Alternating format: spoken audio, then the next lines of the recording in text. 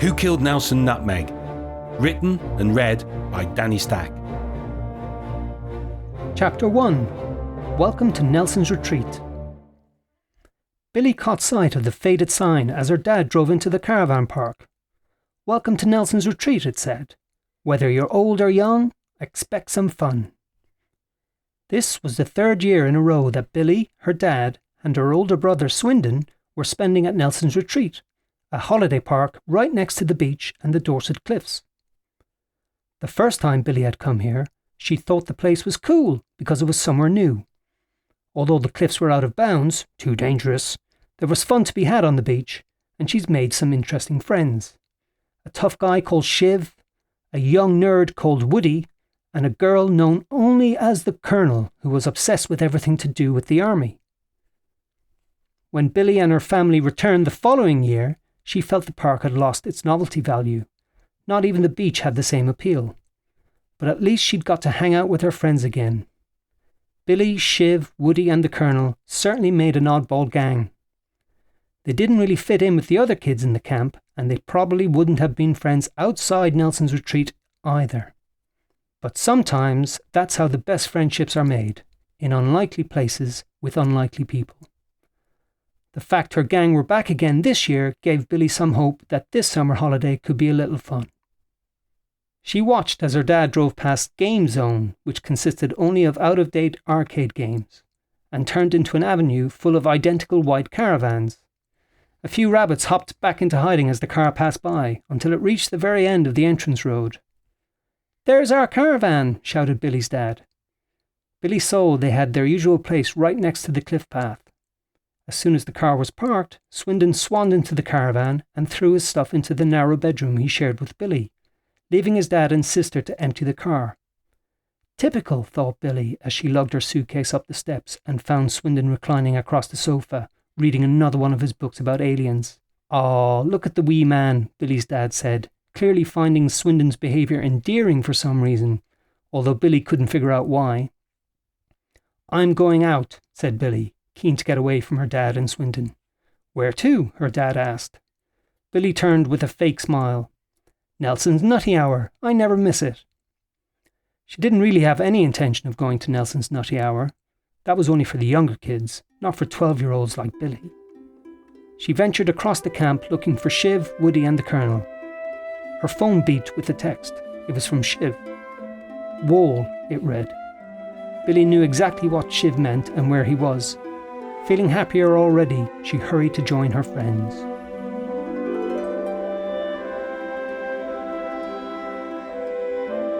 Chapter 2. Nelson's Nutty Hour. Billie ran down the long row of caravans towards the swimming pool area.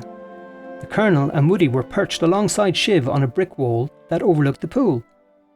Hearing Billie's approaching steps, Shiv turned round and grinned widely, which Billie took as a friendly sign that he was pleased to see her.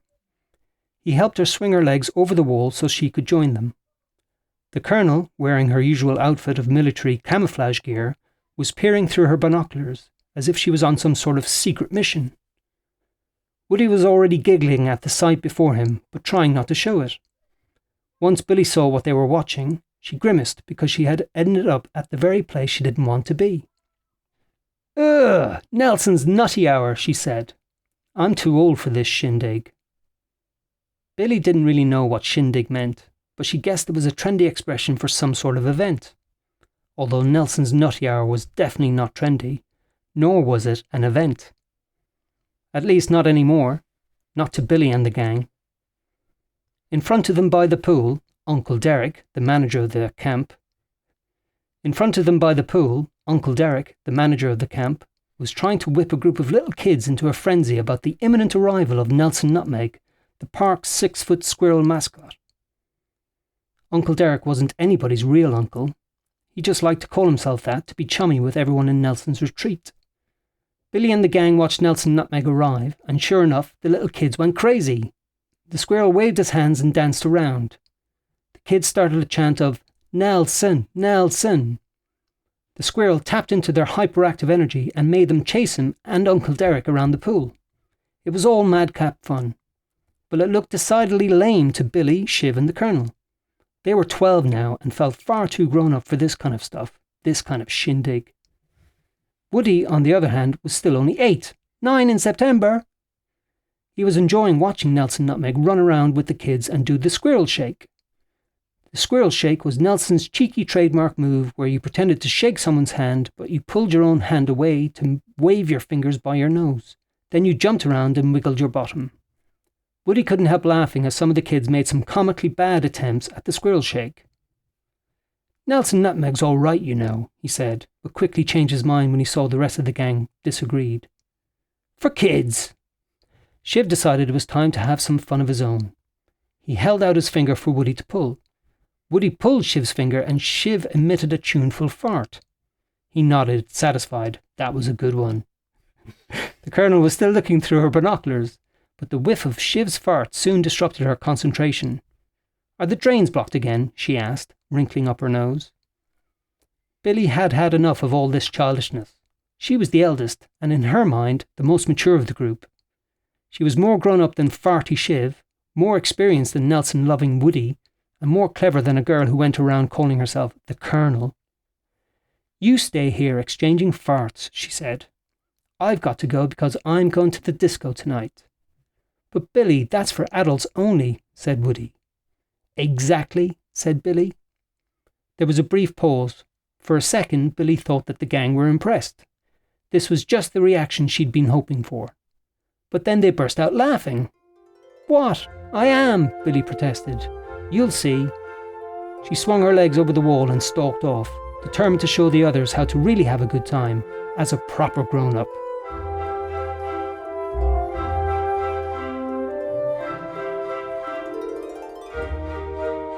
Chapter 3. Adults Only. Later that evening, Billie snuck out of the caravan and made her way to the clubhouse of Nelson's Retreat, or Nelson's Barrel as it was known. She was wearing her favourite dress and she'd put her hair in a bun, like she'd seen in a woman's magazine. She could hear the thump, thump, thump of the music and the occasional laughter of grown-ups. This made her excited about going to the disco, but also a little nervous. What would happen when she tried to get in? When she got to the glass doorway, Billie ducked out of sight. She peered carefully through the window pane and assessed the situation. A few mums and dads were dancing in the centre of the disco, while others sat around by the bar.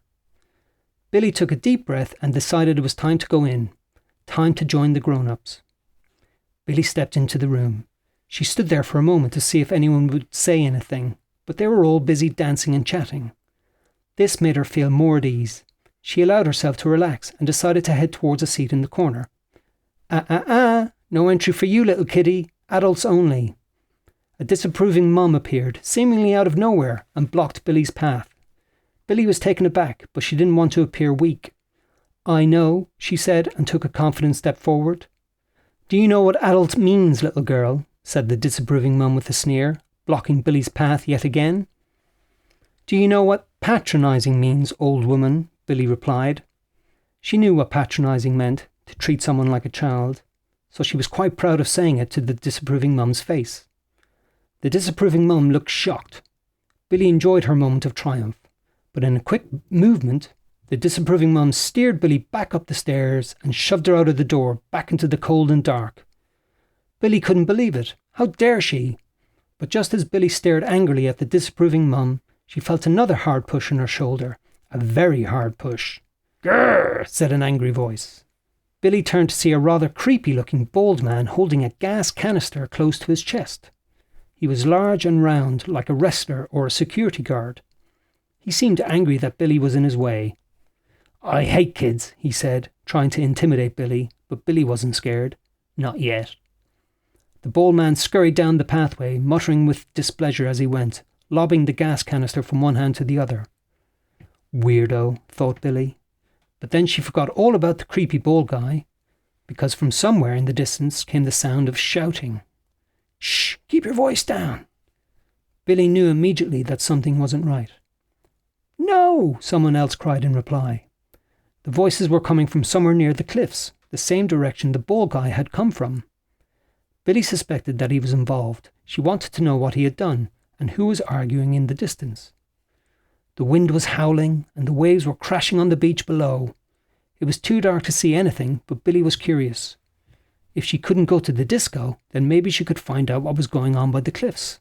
Maybe it was something interesting. It was probably dangerous. It was certainly risky. It was most definitely grown up. So she set off to investigate.